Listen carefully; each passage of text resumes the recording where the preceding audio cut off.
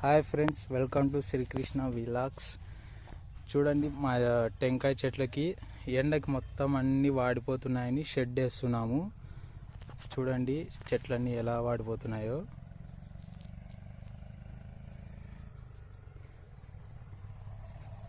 ఎట్లున్నాయో చూడండి, ఎండ చూడండి ఎలా ఉందో.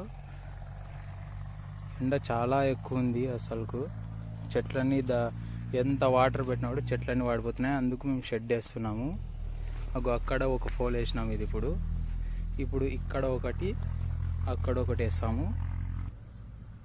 చూడండి చెట్లు ఇవి అన్నీ ఎట్లా పైన చిన్నగా ఇంకా వాడిపోతున్నాయి. అందుకే షెడ్ వేద్దామని మా డాడీ చెప్పినాడు.